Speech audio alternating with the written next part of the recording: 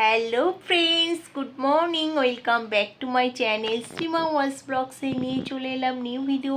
আশা করি তোমরা সবাই ভালো আছো, আমরাও ভালো আছি। তো আজও সকাল সকাল উঠে সব কাজবাজ সেরে স্নান করে পুজো করে এই রেডি হয়ে গেছি। আজকেও যাচ্ছি আমি সুইমিং পুলের ওখানে ডক্টর দেখাতে, মেডিসিন ডক্টর। তো যাই, রান্না বান্না কিছু করিনি, কালকে ছেলে খায়নি, তো অনেক খাবার বেঁচে গেছে, ডাল ফাল যা আছে, ভাজাভুজি কাজ যা করেছিলাম সবই আছে। এখন আর করব না, রাত্রে করব। এখন আমি চা বিস্কিট খেয়ে নিয়েছি। তো যাই, ডাক্তারটা দেখিয়ে আসি, তারপরে তোমাদের সঙ্গে দেখা করছি। আর ওখানে যদি কিছু শেয়ার করতে পারি তো শেয়ার করব। তো দেখতে থাকো সারাদিন কি করি না করি, আশা করি তোমাদের সবার ভালো লাগবে। চলো তাহলে তোমাদের সঙ্গে একটা কথা শেয়ার করছি। সেটা হচ্ছে সুইমিং পুলের এখানে না অনেক ডাক্তার আসছে, মেডিসিন ডক্টর, তারপরে চোখের ডক্টর, হোমিওপ্যাথিও ডাক্তার। তো যার যার প্রবলেম তোমরা এসে এখানে দেখাতে পারো, এবং ভালো ভালো ডাক্তারই বসছে এখানে। তো আমি তো আজকে ডক্টর কাজল নাগকে দেখাবো। চলো, তো আজও এসে গেছি সুইমিং পুলের এখানে। দেখো কত সুন্দর লাগছে, গাছের সাদা ফুলগুলো দেখছো কত সুন্দর। সুইমিং পুল মানে পরিষ্কার করছে, ওই যে পরিষ্কার করছে সব। আজকে মনে হয় ক্লাস আছে, সব পরিষ্কার করছে। কত লোক দেখো, এসব সার্টিফিকেটও পায়, নানা রকম সব।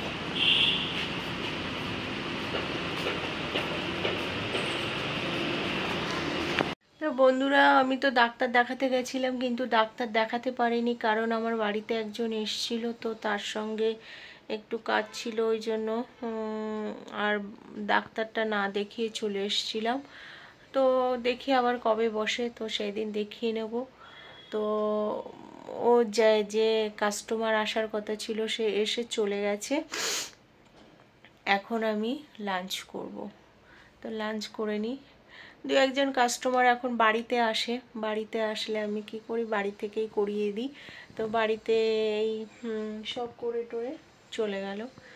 তো ঠিক আছে, গুড ইভিনিং বন্ধুরা, চলে এসেছি সন্ধ্যাবেলা তোমাদের সঙ্গে। আমি সন্ধ্যা দিচ্ছি, একটু শেয়ার করব। দেখো ওই যে সন্ধ্যা দিচ্ছি। আজকে তো বৃহস্পতিবার, একটু ধুনো ধরাচ্ছি, তাই তোমাদের সঙ্গে একটু শেয়ার করছি। চলো, তো আজকে তো বৃহস্পতিবার, তো ধুনোটা ধরিয়ে নিয়েছি, তাই তোমাদের সঙ্গে একটু শেয়ার করছি।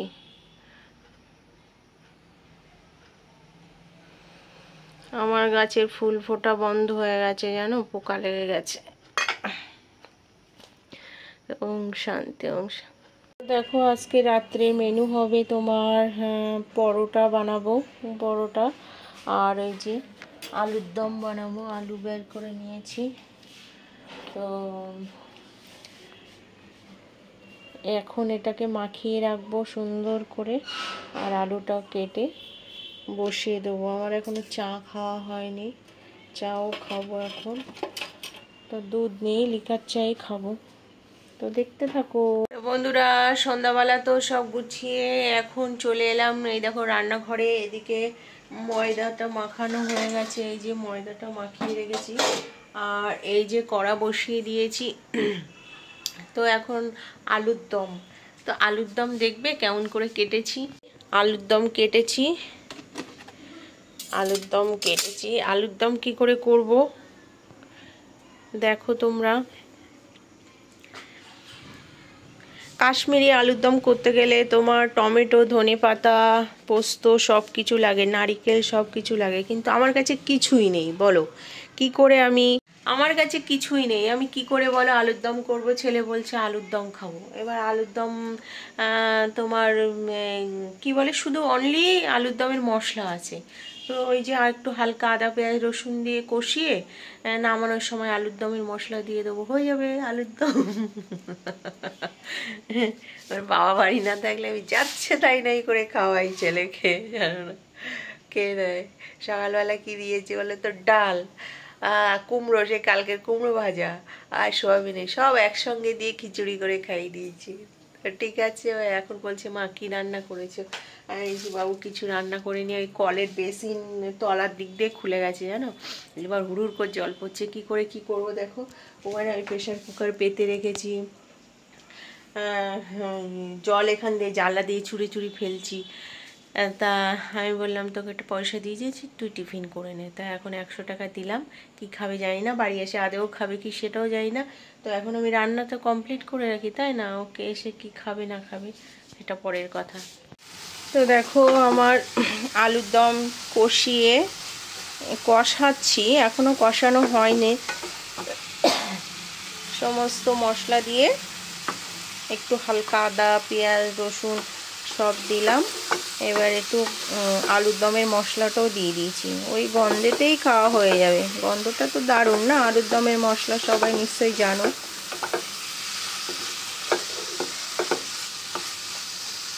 তো ঠিক আছে তো বন্ধুরা, আমি এরকম লেচি কেটে নিয়েছি, কটা হয়েছে বলো তো, 4 আর 4 8 আর 4 12 13 পিস হয়েছে। আর এরম করে সবগুলো আগে বেলে নেব, ঠিক আছে, বেলে আগে ছটা ছটা করে বেলে তারপরে বানিয়ে নেবো। ওদিকে আলুর দম কষিয়ে জল ঢেলে দিয়েছি, আর এখন এগুলো করে নিই।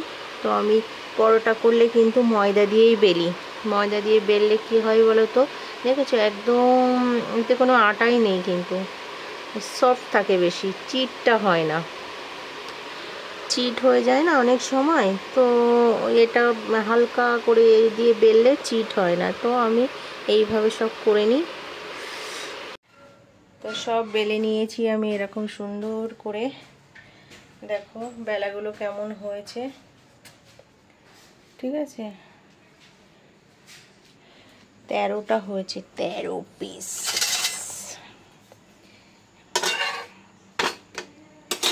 আর এদিকে দেখো আলুর দমও হয়ে গেছে, রেডিমেড আলুর দম, বুঝেছো।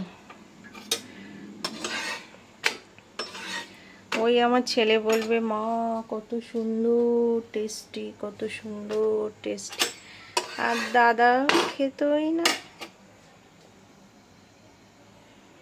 ভালো লাগে না দাদার কিছু।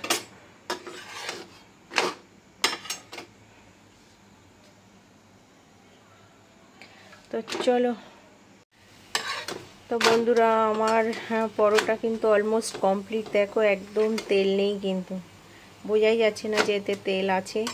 এরকম এক চিমটা চিমটা করে তেল দিয়ে সব এরকম করে ভেজে নিলাম। তো আমি তো এইভাবে করি, তোমরা কে কেমনভাবে করো প্লিজ কমেন্ট করে জানাবে। আমি সব দিনই পরোটা একদম হালকা তেলে, মানে তেল একদম লাগবে না, আটাও লাগবে না, এইভাবেই কিন্তু করি। তো আমার ভিডিওটা যদি ভালো লাগে প্লিজ লাইক কমেন্ট শেয়ার করবে। টাটা, দেখা হচ্ছে একটি নিউ ভিডিওর সঙ্গে। লাভ ইউ অল, সবাই ভালো থাকবে, সুস্থ থাকবে, পজিটিভ থাকবে, লাভ ইউ অল।